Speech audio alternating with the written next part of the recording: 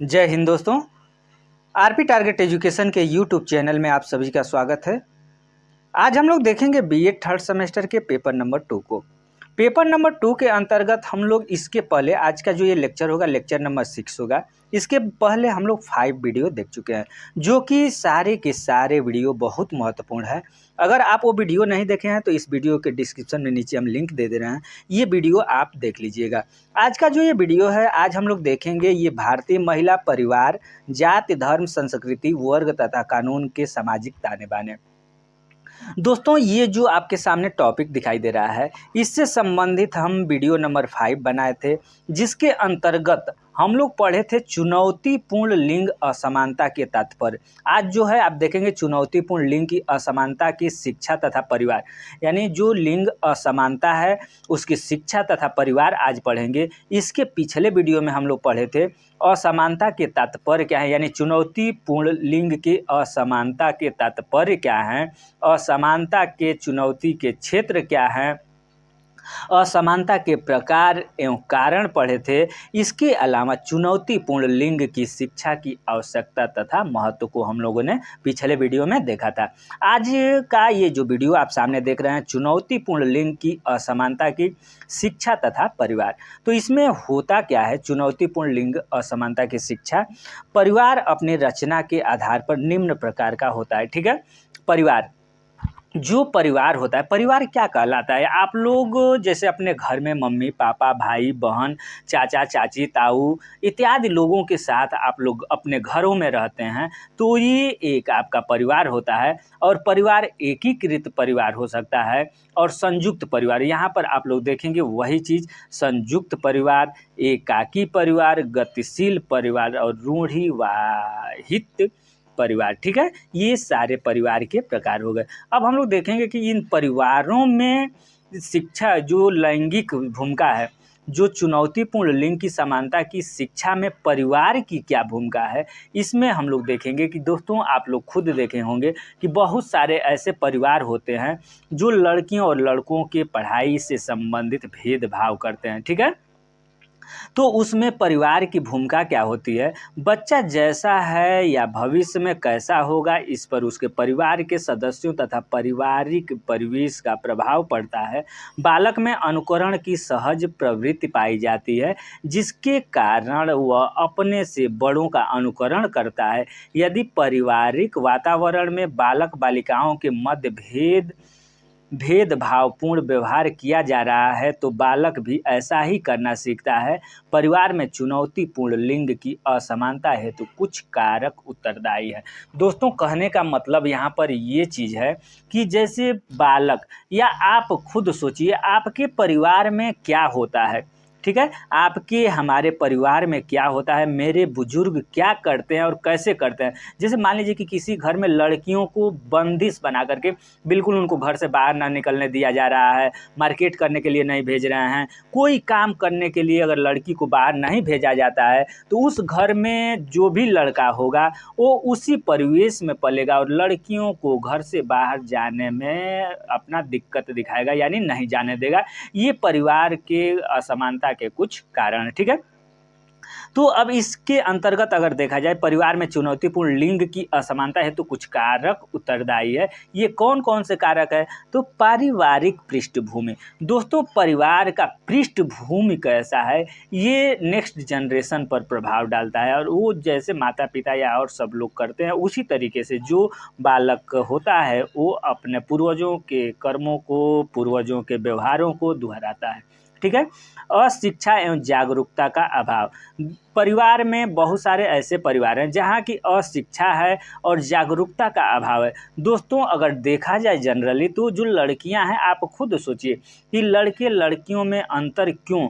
लड़कियां प्लेन चला रही हैं, लड़कियां फौज में जा रही है, लड़कियां डीएम एसडीएम कलेक्टर बन रही हैं, यानी हर एक क्षेत्र में लड़कियां जा रहे हैं, लड़कियां मार्केटिंग कर रही हैं, लड़कियां बाइक चला रहे हैं, लड़के यानी क्या नहीं कर रहे हैं, जो लड़के कर सकते हैं वो लड़कियां भी कर सकते हैं। ये तो हम और आप लैंगिक अगर देखा जाए तो हम और आप ये बनाएंगे, लड़की ये नहीं करेगी, लड़का ये नहीं करेगा, तो ये हम और आप ये बनाते हैं। तो ये परिवार में चुनौतीपूर्ण लिंग से संबंधित यही एक चुनौतीपूर्ण है और इसमें परिवार का भी ये उत्तरदायित्व होना चाहिए कि अगर हम बच्चे में और बच्चियों में कोई अंतर न समझें तो उस पर जो परिवार का उत्तरदायी है, परिवार का जो कारण है, उसमें ये चीज़ है कि परिवार अगर शिक्षा है, परिवार में जागरूकता का अभाव है तो इस तरीके के अभाव, इस तरीके से प्रभाव देखा जाएगा। उसका रूढ़िवादिता, दोस्तों रूढ़िवादिता का मतलब ये हो जाता है कि जैसे पहले से कुछ ऐसा चीज़ चले आ रहा है, जैसे मान लीजिए कि मुस्लिम वर्ग के महिलाओं को हम लोग देखते हैं कि वो बिल्कुल प्रथा प्रथा में अभी भी रहते हैं। लेकिन ये जो भारत में प्रथा प्रथा था, उसके बाद से सती प्रथा था, बाल विवाह था, दहेज प्रथा था इत्यादि, ये सारे के सारे जो भी थे इस पर अपना विचार विमर्श करके जो हमारे जो थे, ये जैसे महात्मा गांधी हुए या सुभाष चंद्र बोस इत्यादि जो भी महापुरुष थे, उन्होंने लड़ करके इस प्रथा प्रथा या और सब कुछ को मुक्त कराया।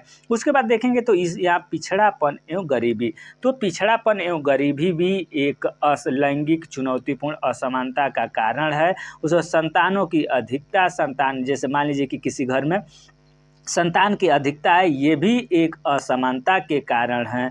और सामाजिक स्थिति, ये भी एक देखा जाए तो असमानता के कारण। अब देखिए जैसे परिवार की भूमिका, तो परिवार की भूमिका क्या होना चाहिए दोस्तों, आप खुद सोचिए कि परिवार की लैंगिक यानी लड़के और लड़के, लैंगिक से मतलब आप ये ना समझ लड़के और लड़कियों में सीधे कैसे चुनौतीपूर्ण बना हुआ है। इनको भी पढ़ने का अधिकार है, लड़कियों को भी घूमने का अधिकार है, लड़कियों को भी मार्केट जाने का अधिकार है। लड़के यानी क्यों लड़के को हम पूरा फ्री छोड़ देते हैं और लड़कियों को हम फ्री नहीं छोड़ते हैं, आखिर क्यों नहीं छोड़ते हैं? ठीक है, तो इसी बात को देखते हुए इसमें परिवार की क्या भूमिका होती है, देखिए यहाँ पर हम लोग देख लेते हैं।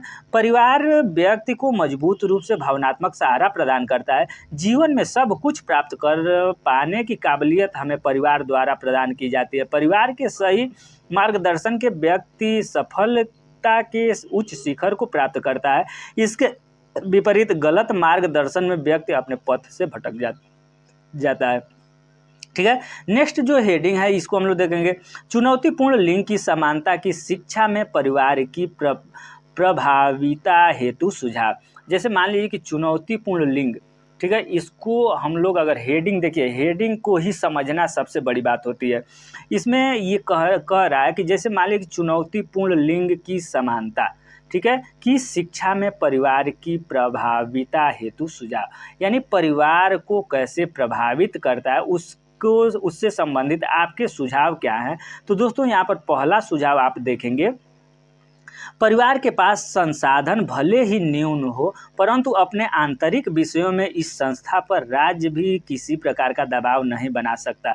अतः परिवार को लिंगीय, लैंगिक ही नहीं, ऐसे विभेदन विषयों जिससे परिवार, समाज, राज्य तथा राष्ट्र कमजोर और विखंडित होते हैं, उनका बहिष्कार करना चाहिए। ठीक है, दूसरा पॉइंट है, परिवार को चाहिए कि वह सामाजिक कुरीतियों का निर्भय होकर विरोध करे, यानी निर्भीक रूप से जो सामाजिक कुरीतियाँ हैं कि समाज में लड़कों के प्रति ये और लड़कियों के प्रति जो कुरीतियाँ बनी हुई है उसका खुल करके विरोध करे। ठीक है, तीसरा नंबर हो जाता है, परिवार और पारिवारिक सदस्यों को घर ही नहीं बाहर भी बालिकाओं और स्त्रियों के लिए आदर और सम्मान का भाव रखना चाहिए। देखिए यहाँ पर बिल्कुल साफ साफ ये बात हो जाती है। चौथा पॉइंट हो जाता है कि परिवार का कार्य केवल भरण पोषण मात्र ही नहीं अपितु स्वस्थ तथा सकारात्मक विचारों के लिए परिवार के मानसिक स्वास्थ्य का ध्यान भी रखना चाहिए।